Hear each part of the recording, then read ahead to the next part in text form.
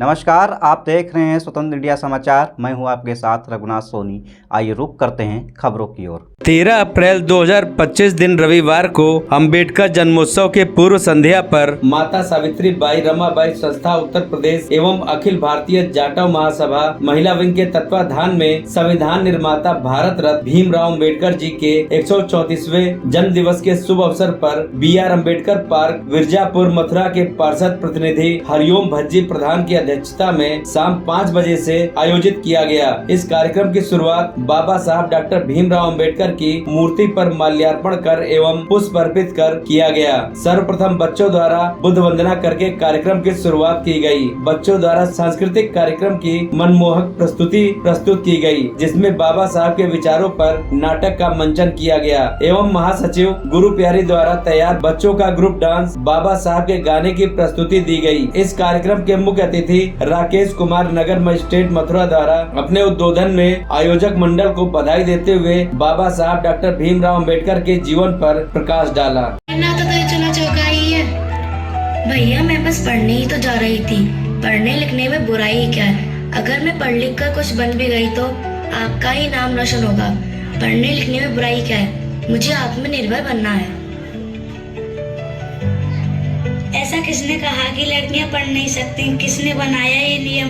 जबकि संविधान में तो शिक्षा को तो सर्वप्रथम रखा गया है, फिर वो शिक्षा लड़के की हो या लड़की की, और शिक्षा सबको मिलनी चाहिए। शिक्षा में भेदभाव कैसा? बेटा जाकर तैयार हो जाओ, तुझे लड़की वाले देखने आ रहे हैं। लेकिन मुझे तो किसी ने बताया ही नहीं इस बारे में, और मुझे वो लड़का पसंद नहीं। मैं जानती हूँ आप मेरी भलाई के बारे में ही सोचते हैं। लड़की तो होती पराया धन है, आज नहीं तो कल शादी तो करनी है, तो इसी से सही लड़के के पास बहुत पैसा है, पर पूरी जिंदगी मुझे उसके साथ रहना होगा, और ऐसे इंसान के साथ मैं नहीं रह सकती। पैसा तो कमाया भी जा सकता है, इसलिए इंसान अच्छा होना चाहिए, पैसे वाला नहीं। बिना लड़की की मर्जी के लड़की की शादी नहीं कर सकते, क्योंकि यह कानूनन अपराध माना गया है। धारा 366 के तहत जबरन शादी को अपराध माना गया है। अगर ऐसा कोई करता है तो उसके खिलाफ कानूनन कार्रवाई होती है, इसलिए ऐसा नहीं करना चाहिए।